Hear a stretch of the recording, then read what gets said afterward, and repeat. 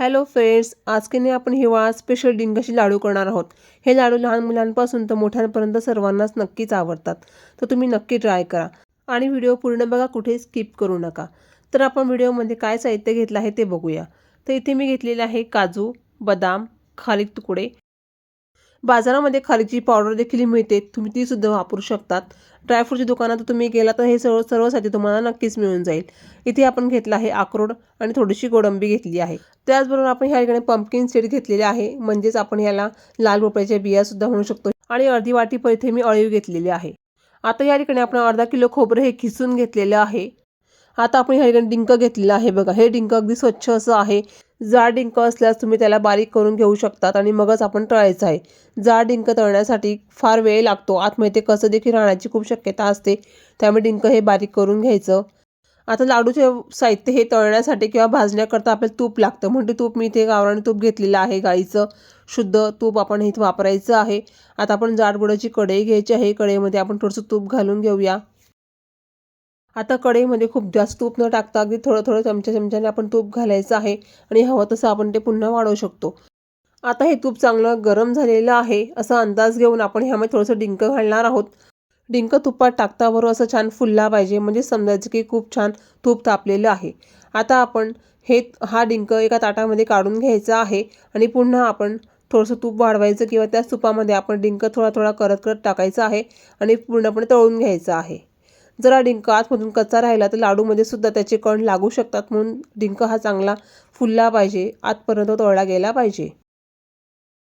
तर अशा प्रकारे हा सर्व डिंक आपण तळून घेतला। आता आपण कढईमध्ये थोडंसं तूप अजून घालूया, 1 ते 1.5 चमचा आपण परत तूप घातलेलं आहे आणि त्यामध्ये आपण आता जे काही ड्रायफ्रूट्स घेतलेले आहेत ते आपण मंद आचेवरती तळून घ्यायचे आहेत। जर तुम्ही सर्व साहित्य तळून नाही घेतलं तर मात्र लाडू खराब होण्याची खूप शक्यता असते, म्हणून कधी पण लाडू बनवताना सर्व साहित्य तुपामध्ये भाजूनच घ्यायचं आहे किंवा तळून घ्यायचं आहे। आता इथे मी काजू, बदाम, पंपकिनच्या सीड, गोडंबी आणि अक्रोड हे सर्व साहित्य मी तळून घेत आहे। फक्त मी खारीक बाजूला राहू दिलेली आहे, कारण की खारीक आपल्याला वेगळी तळून घ्यायची आहे। कारण खारीक ही अशी गोष्ट आहे की ती वेगळीच आपण तळून घ्यायची तुपामध्ये आणि त्यानंतर तिला मिक्सरला सुद्धा वेगळीच बारीक करायची, कारण की खारीक ही कडक असते, ती लवकर बारीक नाही होत। तर आता आपण सर्व ड्रायफ्रूट्स तुपावर छानपैकी परतवून घेऊया।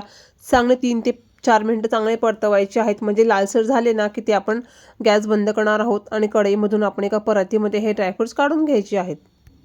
आता हे ड्रायफ्रूट चांगले परतले गेल्यानंतर आपण ह्यामध्ये अळीव घालणार आहोत। अळीव अगदी शेवटी घालायचे, कारण की अळीव पटकन तळले जातात, तडतड असा आवाज येतो।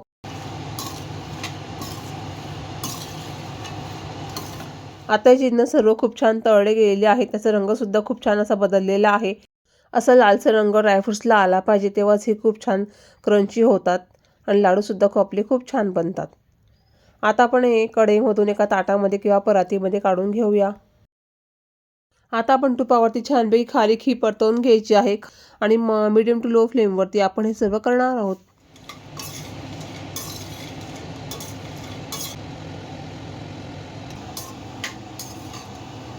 आता खारीक मस्त लालसर झालेली आहे, तर आता आपण त्या कढईमधून खारीक ताटात काढून घेतलेली आहे। आता आपण त्याच कढईमध्ये खोबऱ्याचा किस हा भाजून घेणार आहोत। तुपाशिवाय हा भाजायचा आहे, तूप टाकायची काहीच आवश्यकता नाही, नाहीतर काय होतं काही दिवसांनी लाडवाला कुबट वास येण्याची खूप शक्यता असते। खोबऱ्याला ऑलरेडी स्वतःचं एक तेल असल्यामुळे खोबरं भाजताना तूप टाकू नका। आता खोबरं देखील आपण लालसर छानपैकी भाजून घेऊया।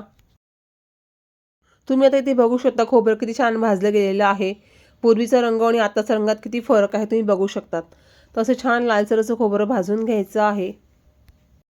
आता आपण हे खोबरं हे 2 बॅचेसमध्ये भाजून घेतलेलं आहे। आता इथे सगळं जिन्नस आपलं तयार झालेलं आहे। आता पुढची स्टेप आहे की ड्रायफ्रूट्स बारीक करणे आणि खारीक आणि खोबरं बारीक करणे। तर सर्वप्रथम आपण खारीक आणि खोबरं बारीक करून घेऊया। तुम्ही बघू शकता आता मिक्सरच्या भांड्यामध्ये मी तळलेली खारीक आणि खोबरं असं दोघं इन्ग्रेडियंट्स एकत्र करून आपण हे मिक्सरला बारीक करणार आहोत। तर हे लवकर बारीक नाही होत, त्याला 3 ते 4 वेळेस नक्कीच मिक्सर फिरवावं लागतं। आता आपण हे मिक्सरला बारीक केलेलं आहे, तुम्ही बघू शकतात की थोडंसं जाडसर हे झालेलं आहे। तर आता पुन्हा आपण एकदा हे मिक्सर फिरवून घेऊया आणि थोडंसं बारीक करूया। तुम्ही बघू शकता आता हे अगदी छान बारीक झालेलं आहे। सेकंड टाइम मी पुन्हा मिक्सर फिरवलेला आहे। आता एक खारीक आणि खोबरं जे आपण बारीक केलं आहे ते एका कढईमध्ये किंवा मोठ्या परातीमध्ये काढून घ्यायचं आहे। अशा प्रकारे सर्व आपण हे बारीक करून घ्यायचं आहे। आता मी या ठिकाणी सर्व ड्रायफ्रुट्स मिक्सरच्या भांड्यामध्ये बारीक करून घेणार आहे. याला फार काही जास्त वेळ लागत नाही, अगदी झटकीपट हे बारीक होऊन जातात. तुम्ही बघू शकता फ्रेंड्स किती छान हे बारीक झालेलं आहे. चला तर आता पुढच्या स्टेप आपण करूया. हे सर्व जिन्नस आपण एका कढईमध्ये किंवा परातीमध्ये काढून घेतलेलं आहे. आता आपण मिक्सरच्या भांड्यामध्ये तळलेला डिंक हा बारीक करून घेतलेला आहे. हा खूप छान बारीक झालेला आहे. आता आपण तो देखील आपण बाकीच्या जिन्नससारखंच मिक्सरमधून काढून घेतलेला आहे. आता थोडासा डिंक मी इथे राहू दिलेला आहे. आता काही खोबरं मी इथे बारीक केलेलं आहे, तर काही खोबऱ्याचा किस थोडासा राहू दिलेला आहे मी, कारण की मला लाडूमध्ये थोडंसं जाडसर खोबऱ्याचा किस आवडतो, त्यामुळे थोडंसं खोबऱ्याचा किस मी इथे राहू दिलेला आहे. आता आपण सर्व जिन्नस एकत्र करूया. आता यातील काही डिंक मी मिक्सरला बारीक केलेला आहे, तर काही डिंक मी असंच राहू दिलेला आहे, कारण की हा डिंक खूप क्रंची झालेला असल्यामुळे आपण हाताने सुद्धा याला बारीक चुरू शकतो. आता आपण सर्व जिन्नस एकत्र करत आहोत आणि त्यानंतर आपण त्यामध्ये गुळाचा आणि साखरेचा पाक घालणार आहोत. कारण की आपण हे लाडू जे करत आहोत ते पाकातले लाडू करत आहोत. जर तुम्हाला पिठी साखर घालायची असेल तर मात्र हे सर्व जिन्नस अतिशय बारीक आपल्याला करावं लागणार आहे. आणि पाकातले असल्यामुळे आपल्या हे जिन्नस थोडंसं जाडसर ठेवलेलं आहे मी, कारण की पाकामध्ये सर्व जे साहित्य आहे ते छान मुरून जातं आणि लाडू हो खूप छान सॉफ्ट लागतो. तर तुम्ही बघू शकता पाक मी इथं कसा बनवलेला आहे. 2 वाट्या साखर आणि 2 वाट्या गूळ असं मी इथं प्रमाण घेतलेलं आहे. आणि त्यामध्ये आपण 2 वाटीभर पाणी घालायचं आहे आणि गॅसवरती मंद आचेवर आपण याचा पाक तयार व्हायला ठेवायचा आहे. पाक अगदी झटकीपट तयार होतो. तुम्ही लो टू मीडियम फ्लेमवर देखील ठेवू शकतात. तर पाक आपण हा एकतारी पाक केलेला आहे. खूप पातळ असा नको, थोडासा घट्टसर असा पाक पाहिजे, तरच लाडू खूप छान बनतात आणि टिकायला पण भरपूर दिवस टिकतात. थोडक्यात म्हणजे आपल्याला एकतारी पाक पाहिजे आहे. यासाठी साखरेने कफ होण्याची खूप शक्यता असते, त्यामुळे तुम्ही कच्ची साखर न वापरता इथे तर तुम्ही खडी साखर वापरली आणि गूळ वापरला तर लाडू खूप छान पौष्टिक बनतात. त्यामुळेच मी इथे खडी साखर आणि गूळ वापरलेला आहे. हे लाडू खूप चविष्ट आणि पौष्टिक बनतात, त्यामुळेच तुम्ही नक्की ट्राय करा. फ्रेंड्स, जर तुम्हाला व्हिडिओ आवडला असेल तर प्लीज तुम्ही आत्ताच इथे लाईक करा आणि आपल्या चॅनलला सबस्क्राईब करा. आणि व्हिडिओ आवडला असेल तर कमेंट करायला विसरू नका आणि हा व्हिडिओ तुमच्या मित्रपरिवाराला नक्की शेअर करा. आता आपण लाडूमध्ये थोडीशी खसखस घालत आहोत. अर्धी वाटीभर खसखस मी तव्यावरती भाजून घेतलेली आहे. ती खसखस आपण लाडवाच्या मिश्रणामध्ये टाकलेली आहे.